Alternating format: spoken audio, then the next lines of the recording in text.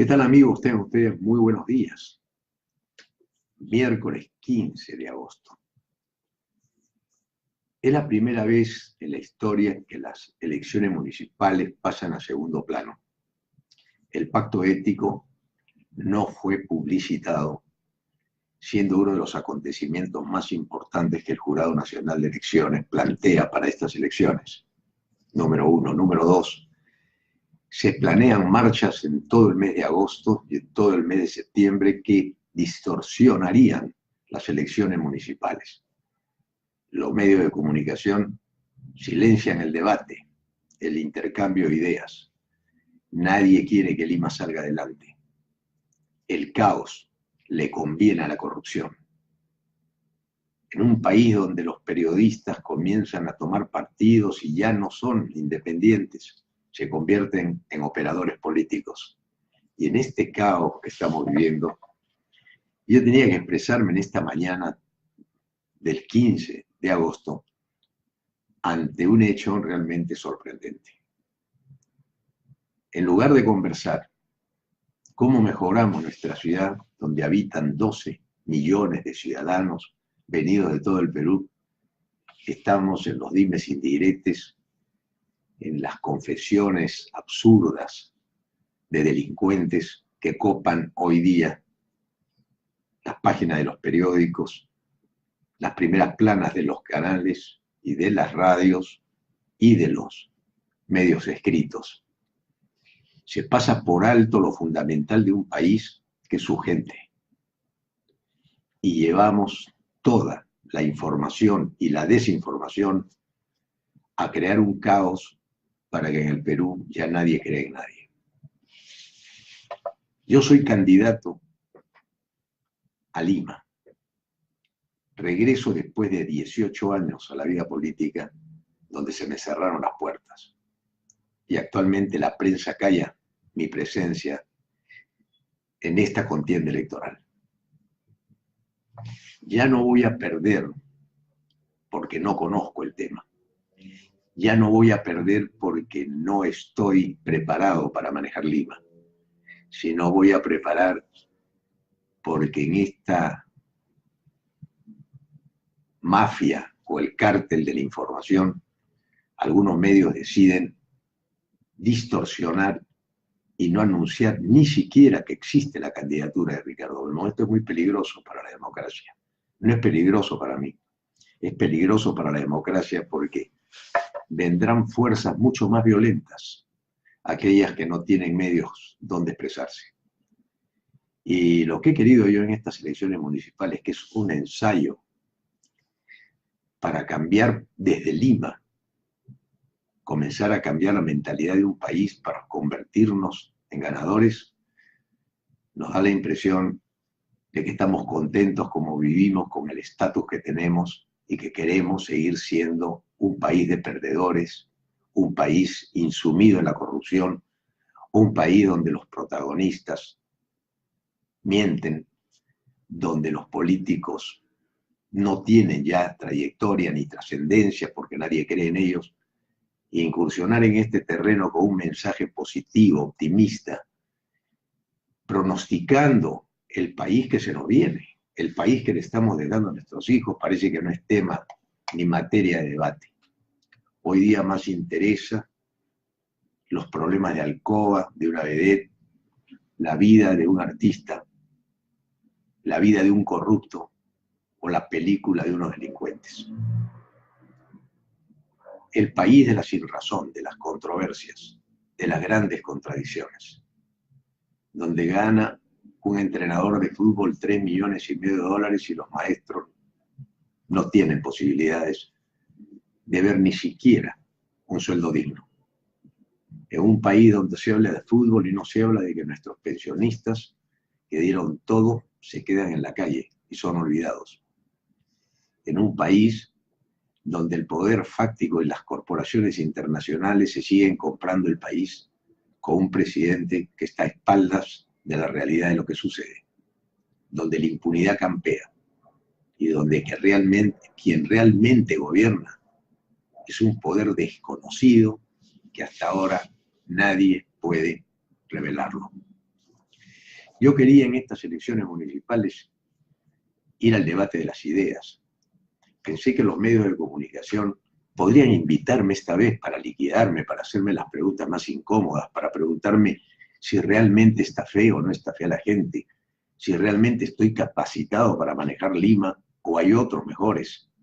Pensé que iba a haber conversación con los periodistas más serios del país para entender que Lima es nuestra casa, que Lima necesita cambios radicales y que no sigan estando los mismos. Y cuando digo los mismos, con diferentes caras, serán los mismos, los que ustedes quieren, los medios quieren. Es increíble que hayamos devenido ya en una suerte de que el Perú no tiene solución. Y el Perú sí tiene solución, porque hay más gente buena que gente mala. Lo que pasa es que los buenos no se pueden unir, porque a los buenos nos unen los sueños, nos unen los proyectos que tenemos en mente. En cambio, a la gente mala los une el dinero, el poder, la codicia, que es más fácil unirse en torno al dinero.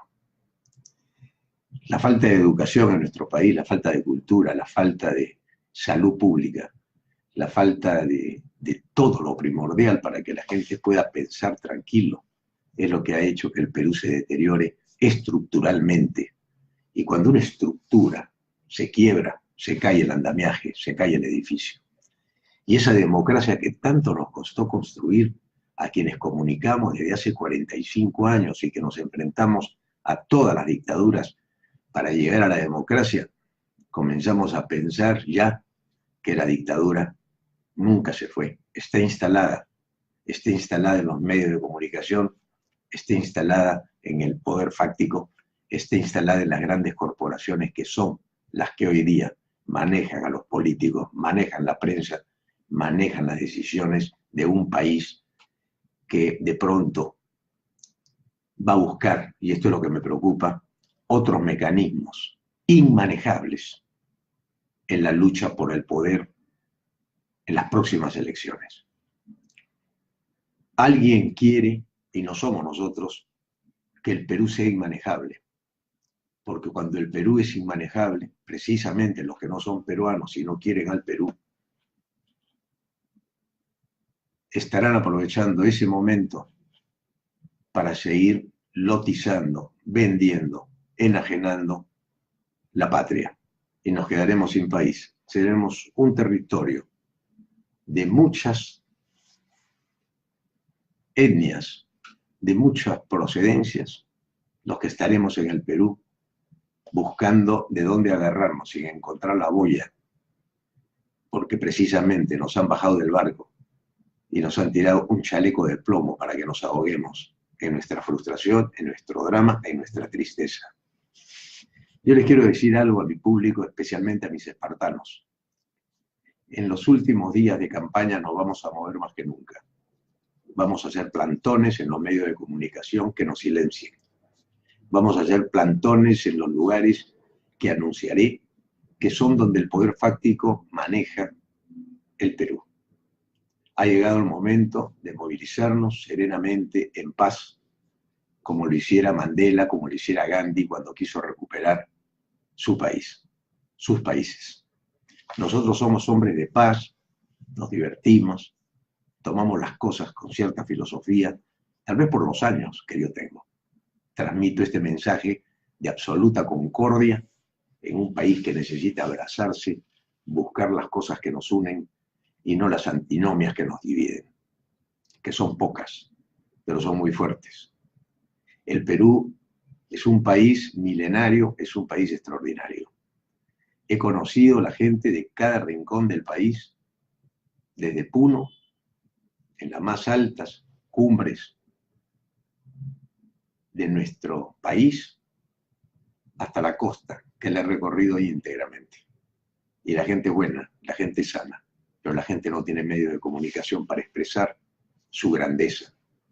Alguien me decía que el Perú no tenía solución y que el pueblo era el responsable, porque el pueblo buscaba las marchas, buscaba crear el caos. Y mi respuesta fue la siguiente: el pueblo nunca gobernó. El pueblo fue utilizado en las elecciones cada 5 años con una manipulación del marketinismo. Ya uso el marketinero, la palabra marketinero, por aquellos que se encargan del marketing, que con las encuestas y con la prensa y con los periodistas vendidos, comprobadamente vendidos, decidieron que en el Perú había que marketinear a los candidatos como si los candidatos fueran productos de consumo masivo y que el público los consumiera, aunque por un día, el día de las elecciones, para después ser traicionado nuevamente en sus ideales, en sus sueños, en sus aspiraciones como país. El Perú así no va a llegar a ningún lado, señores, y esto lo digo porque me apena enormemente que después de haber firmado un pacto ético, donde habían 20 candidatos con toda una ceremonia para que ésta se conociera la opinión pública y se pudieran analizar los 11 puntos que se firmaron ahí, que son interesantes en torno a una recomposición moral y ética de un pueblo, esta no tuvo trascendencia.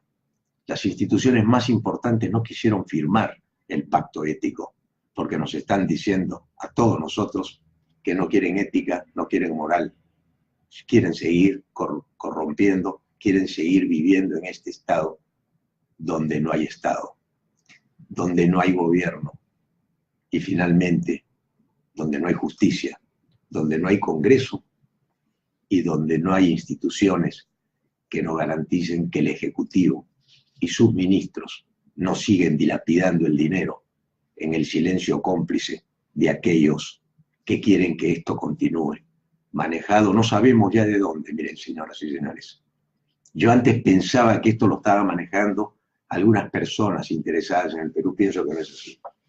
Pienso que esta es una maquinaria muy grande que desconocemos, que da las instrucciones para que nuestros países pobres, empobrecidos, mejor dicho, sigan así, con gente ignorante, con gente inculta, con gente sin capacidad de respuesta.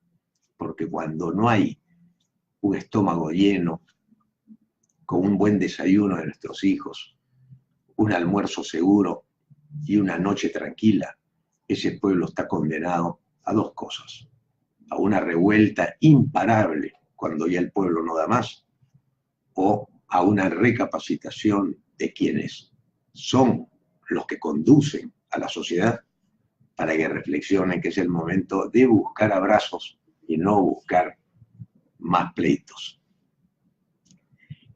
Hecho esta introducción como capítulo número 1 de mi comentario de hoy, que lo estoy fraccionando por capítulos porque las redes sociales, por lo general, ahí agarran pedazos de lo que uno dice y lo membretean, le ponen títulos y lo lanzan.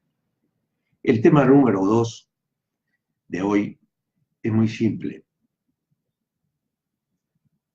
Se sigue hablando del Poder Judicial corrupto. En un país donde la justicia no prevalece, el pueblo está indefenso.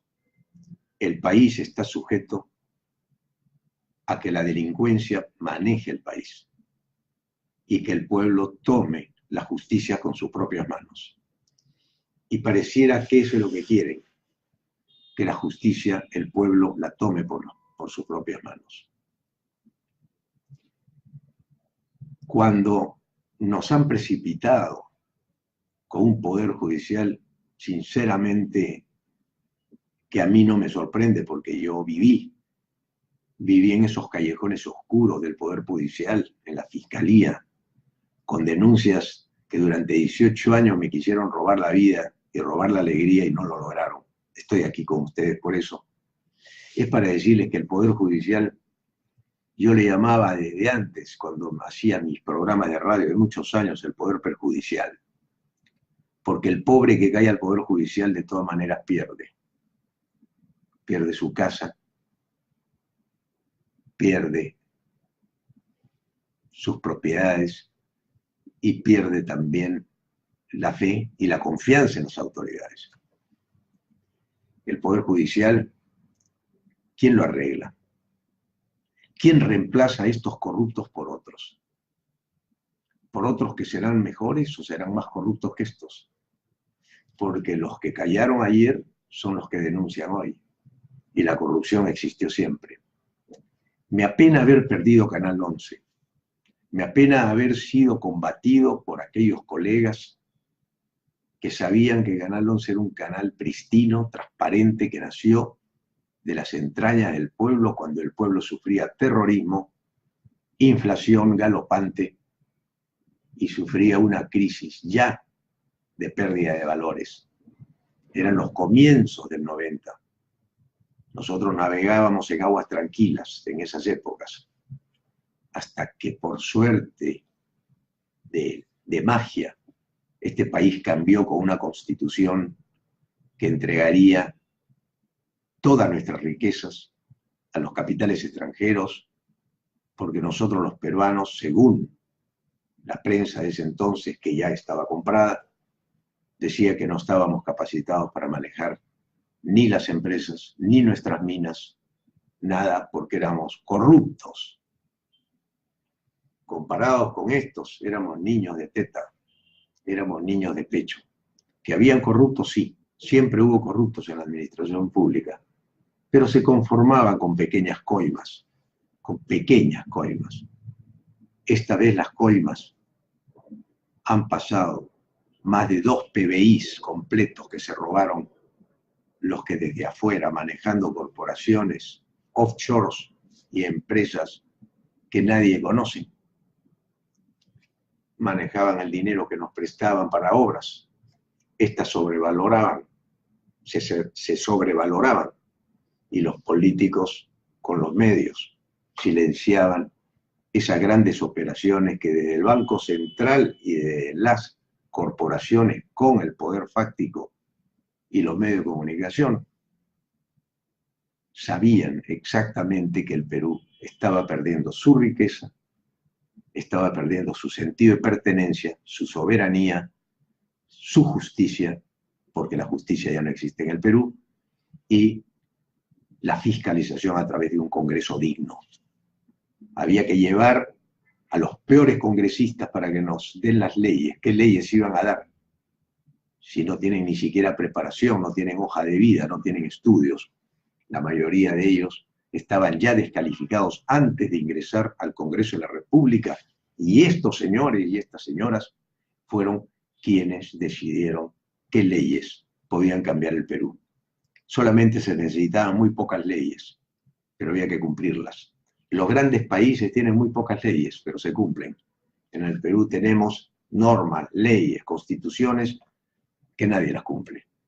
Entonces, ¿de qué hablamos? Hablamos de ser grandes como país o ser un territorio habitado por gente que no tiene cabeza, no tiene cerebro y ya no sabe a dónde ir para proyectar una vida para sus hijos y sus nietos. Qué inconscientes hemos sido, qué desprendidos, qué desprolijos hemos sido con los nuestros. Y si prendemos la radio, prendemos la televisión, todos los temas son banales, estúpidos, y muy pocos periodistas todavía la siguen peleando. Muy pocos periodistas, muy pocos intelectuales. ¿Dónde están ellos? Mal pagados, maltratados. Vimos el caso de Marco Aurelio de Negri, un hombre que ganaba 600 soles mensuales, mientras una modelo, por mostrar las nalgas, gana 20.000, 30.000 soles al mes. En esta descomposición moral le estamos diciendo a nuestros hijos que el camino es ese camino equivocado, donde las nalgas valen más que el cerebro, donde la estupidez vale más que el intelecto. Caso Marco Aurelio de Negri con cualquier otro que puedan compararlo ustedes en la televisión actual. Y así, en ese trastocamiento de valores, el pueblo entra en una pregunta que es muy difícil de responder y yo no tengo la respuesta. ¿Cuál es la salida? Si usted la tiene, hágamelo saber. Soy candidato a la alcaldía de Lima por Perú Libertario. En este primer paso hacia un cambio, en busca de una sociedad más justa, más soberana, más libre, más educada, con valores, con respeto a la integridad del ser humano, a la seguridad de nuestras familias, a poder transitar nuevamente por el Perú sintiéndonos orgullosos del gran país que tenemos, en toda la tranquilidad, que no necesitamos 200 cámaras que nos estén cuidando en cada esquina, porque es el ciudadano el que se sabe cuidar con la ley y con el respeto que la ley debe darle a cada ciudadano en el Perú. Este mensaje no es un mensaje de un alcalde que pretende el sillón municipal para sentarse ahí y desde ahí seguir haciendo negocios como lo han hecho hasta ahora los alcaldes delincuentes que ya están denunciados y algunos otros que si los denuncian irían presos por muchísimos años, que el poder fáctico cuida y protege. Porque el poder fáctico y las corporaciones también hicieron negocios con ellos. Tienen que protegerlos. Es una camarilla que ha tomado todas las instituciones, y el pueblo ausente mira desde lejos y desde cerca ahora cómo se va deteriorando y cómo el agua le va subiendo ya el nivel, porque una cosa es tener el agua en la cintura y otra cosa es que el agua llegue a los labios, llegue a la nariz y no te deje respirar. Y si el agua es sucia y el agua no es transparente, morir en miasmas, morir en lodazales, es muy triste. Por eso yo les digo a mis espartanos, a prepararse, queridos espartanos, más que nunca, a embanderar la ciudad. Embanderar no por Ricardo Olmo, por salvar el Perú. Y ojalá gane el mejor. Pero ojalá los medios de comunicación entiendan que este mensaje es un mensaje alentador de un hombre que conoció las antípodas. Como dijo ayer un comentarista, dijo, Belmont estuvo arriba, fue famoso y ahora ya no lo es. Es que la fama no interesa cuando uno ya la tuvo. Lo malo es cuando uno pierde la fama y se frustra. Pero cuando uno pierde la fama y se engrandece, es mejor. Porque uno conoce, como el perro viejo sentado, que se puede ladrar sin estar correteando la cancha. El perro viejo ladra sentado, señores. Una cosa es vejez de los años y otra cosa es vejez espiritual que no hay que perderla nunca. Y lo malo de nuestro país es que ha envejecido espiritualmente. Y eso es lo que queremos sanar, aquellos que tenemos esperanza en que los pronósticos médicos son mejores que las autopsias. Lo que yo estoy adelantando es un pronóstico de lo que veo venir desde hace muchos años. Y yo lo decía en silencio en Canal 11 hace 20 años, cuando hablaba de que se estaban formando los monopolios, que el Callao era una mafia, que había que tener cuidado en los medios de comunicación, que había que culturizar, educar, crear una sociedad de valores, en lugar de una sociedad que no entienda. Y la gente se reía de mí. Presenté una ley de protección al menor en el año 2009. Fue arrojada al tacho de basura, literalmente al tacho de basura, en un programa de televisión, en un importante canal, por un importante, entre comillas, periodista. Se le tomó el pelo a la ley contra la pornografía y la obscenidad. Se le tomó el pelo a la ley que presenté de protección al menor. O sea, todo lo que tenía que ver con un cambio para levantar el país era mal visto. Era como si alguien quisiera irrumpir este burdel en el cual vivimos para decir, señores, basta. En todo caso, que la gente de mal vivir no nos invada nuestros hogares, que no toque a los nuestros, a nuestros hijos, pero no nos importó nada. No nos importó nada porque en un burdel había que tener un macró, había que tener lo que se llamaba vulgarmente un caficho, usando un término vulgar, pero que vale la pena que lo entiendan, que era el que podía manejar en el desorden de la falta de justicia un país totalmente desorganizado, con el perdón de aquellos que pueden organizar mejor la prostitución.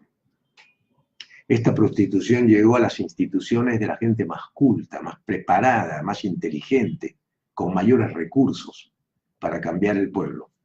Tenían medios de comunicación, tenían canales, tenían periódicos, tenían universidades, señores. tenían centros de estudio, porque cada congresista que pasó por el Congreso salió con su universidad bajo el brazo. ¿Y para qué sirvieron las universidades? ¿Para qué los padres gastaron dinero en universidades que les enseñan un mundo que no existe cuando salen a la calle? Ellos salen con su cartón bajo el brazo lleno de esperanzas y van a terminar siendo seguramente empleados muy mal pagados porque no tienen un cartel, no tienen un nombre de una universidad extranjera que los acredite como dirigentes futuros en un país que no quiere a los suyos. Entonces, ante esta realidad, yo he querido dar este discurso pequeño hoy día para que ustedes lo viralicen y reflexionen, porque Ricardo Belmont está postulando a la alcaldía de Lima, aunque ya debiera retirarme, me dicen algunos, porque desde ayer que el principal diario y los diarios del Perú silenciaron mi presencia en el pacto ético, silenciaron mi presencia, la única presencia que fue silenciada fue la de Ricardo Belmont. Vean por favor los diarios, no me mencionan, no existo. Esto se llama muerte civil. Por eso desde ahora yo agradezco a 2 medios de comunicación que hoy día ya me llamaron y me invitaron. Ustedes me van a ver en sus pantallas este fin de semana en esos 2 medios de comunicación que rompieron el hielo. Y esos medios de comunicación seguramente se van a engrandecer, y esos programas se van a engrandecer porque ahí anunciaré oficialmente ante la opinión pública masiva que Ricardo Belmont es candidato a la alcaldía de Lima por Perú Libertario. Y nuestro símbolo es el símbolo del PL que está aquí. Este es nuestro símbolo. Y esta es la última batalla, señoras y señores, porque en la próxima, si llega, ya no será una batalla. Lamentablemente será una guerra. Una guerra entre un pueblo frustrado y una élite que nunca miró al pueblo ni le dijo lo que estaba sucediendo. Y yo no quiero que eso pase, porque la paciencia se agota. La paciencia, no hay ser humano que no agote su paciencia. La paciencia tiene un límite. La paciencia llega un día a terminársenos. Y termina la paciencia. Y cuando termina la paciencia, se vuelve este escenario aún más peligroso que el que estamos viviendo ahora. Ahora se habla de delincuentes, de bandas, de mafias, de organizaciones mafiosas. Pero te agarran por la espalda en cualquier momento, tú lo sabes. Desde la SUNAT, que te persigue, hasta la municipalidad que te cierra el negocio, hasta el funcionario que te pide una coima, hasta el policía que te exige. Entonces, ¿en qué quedamos? En que si no cambian las cabezas y el pueblo no entiende, estamos en un país fraccionado entre las cabezas que no nos enseñan y un pueblo que no quiere aprender. Y ahí viene el colapso democrático y volverán las dictaduras disfrazadas. Creo que ya esta es una dictadura disfrazada. Quiero creer que hay democracia en estas elecciones. Vamos a ver si el 7 de octubre el pueblo reacciona y este mensaje usted lo viraliza, lo pone en la boca de todo el mundo, lo transfiere a sus amigos, a sus familiares, porque está hablando un hombre que fue perseguido, que fue muerto y sepultado, pero revivió entre los escombros. No me echaron la suficiente tierra para dejarme entre los muertos. Y lamentablemente, como dijo algún poeta por ahí que escuché, los muertos hablan. Señoras y señores, con todo cariño, les muestro cuando por primera vez me lancé de alcalde de Lima. Ricardo Belmont, obra sí, palabra no. Lima necesita un ganador. El pueblo lo quiere. Yo tenía entonces 40 y tantos años. Y era muy joven, decía la prensa, no tenía experiencia. Ahora, en el otoño de la vida, la prensa dice que soy muy viejo.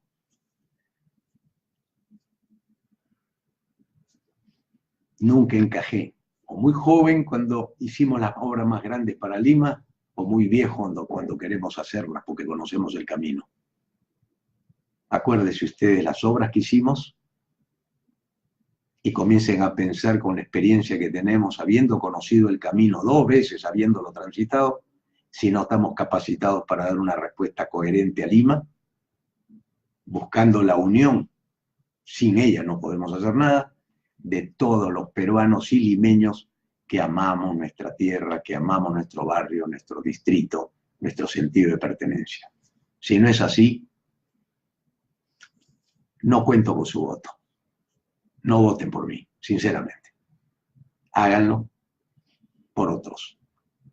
Yo me sentaré en la tribuna a mirar este escenario, pero no quiero que se olviden nunca de esta fecha, 15 de agosto, en que Ricardo Belmont, en un año 2018, anunció, como lo hice hace muchísimos años atrás en la radio y en el año 95 en todas las plazas del Perú, que si no nos poníamos de pie, había que comprarse rodilleras, porque vamos a ser un país que va a estar suplicando de rodillas alguna solución que ya aquí, ante una muerte terminal, reitero, no supimos pronosticar porque no teníamos médicos que pudieran pronosticar el daño que se le estaba haciendo al Perú para tener especialistas en autopsias donde todos en la morgue ya comenzábamos a darnos cuenta de que el difunto